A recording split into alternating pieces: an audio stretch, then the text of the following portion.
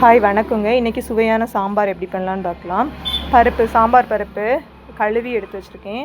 அப்புறம் வந்து காய்கறி என்னெல்லாம் போட்டிருக்கேன்னா, பூசணிக்காய் போட்டிருக்கேன், வெள்ளரிக்காய் போட்டிருக்கேன், பீன்ஸ், அப்புறம் வெண்டைக்காய், தக்காளி, மிளகா ஒரு 2 மிளகா போட்டிருக்கேன், முருங்கைக்காய் போட்டிருக்கேன், அப்புறம் வந்து கேரட் போட்டிருக்கேன், அப்புறம் வந்து பல்லாரியும் கூடாலே போட்டுட்டு தேவையான அளவுக்கு நம்ம தண்ணி ஊற்றிக்கலாம்.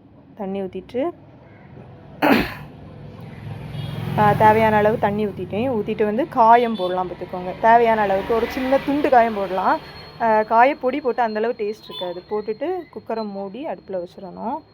அடுப்பில் வச்சுட்டு குக்கர் 2-3 விசில் வந்த பிறகு இறக்கிட்டு அது கூட என்னெல்லாம் சேர்ப்பேன்னா, இன்க்ரீடியண்ட்டு வந்து மல்லிப்பொடியும் மஞ்சள் பொடியும் சேர்த்துருக்கேன். அப்புறம் வந்து புளி வந்து அது கொஞ்சம் புளிப்பாக இருந்தால் கொஞ்சம் நல்லாயிருக்கும். பார்த்துக்கோங்க, அதனால் புளி சேர்ப்போம். கொஞ்சம் போல் புளி சேர்த்து நல்லா அந்த புளியை நல்லா பிசைஞ்சு அந்த தண்ணியை ஊற்றிக்கோங்க.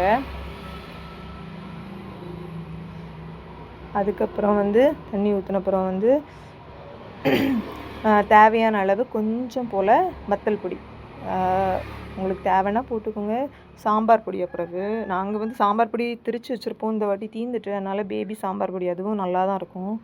அதை ஊற்றி நமக்கு பார்த்துக்கணும், எவ்வளோ தேவையோ அவ்வளோத்துக்கு போட்டுக்கலாம். இப்போ எங்களுக்கு கொஞ்சம் கம்மியாக இருந்த மாதிரி இருக்குது, அதனால் கூட கொஞ்சம் போட்டுக்கிறோம்.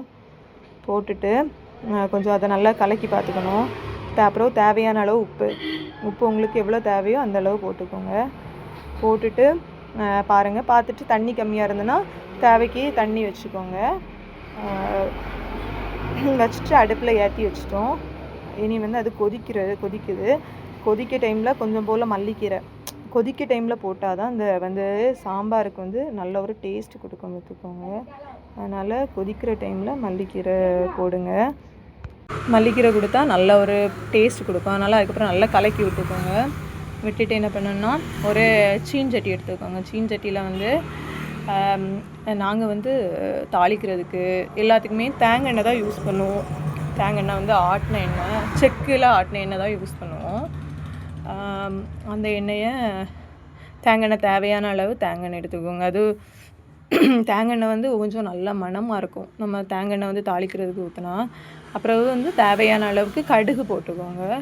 கடுகு நல்லா பொட்டுறதுக்கு முன்னாடி நம்ம வந்து கருவேப்பிலை அதெல்லாம் போட்டோன்னா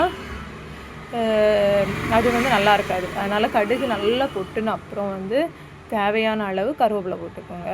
நல்லா பொட்டி வந்த அப்புறம் நான் கருவேப்பிலை போட்டுட்டு கொஞ்சம் கருவேப்பிலை கொஞ்சம் பொரிஞ்ச டைமில் வத்தல் ஒரு 2 வத்தல் போட்டிருக்கேன்.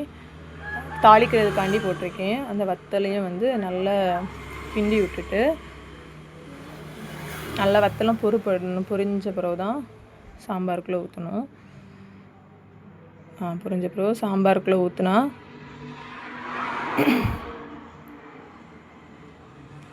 நல்ல ஒரு டேஸ்ட்டாக இருக்கும். பார்த்துக்கோங்க, சாம்பார் தேங்காய் எண்ணெய் ஊற்றினாலே அந்த சாம்பாருக்கு வந்து ஒரு நல்ல டேஸ்ட்டு கொடுத்துரும். நல்லா சூப்பராக இருக்கும். இது வந்து நீங்கள் ஒரு வாட்டி ட்ரை பண்ணி பாருங்கள், கண்டிப்பாக நல்லாயிருக்கும். பிடிச்சிருந்தால் லைக் அண்ட் சப்ஸ்கிரைப் பண்ணுங்கள். தேங்க்யூ.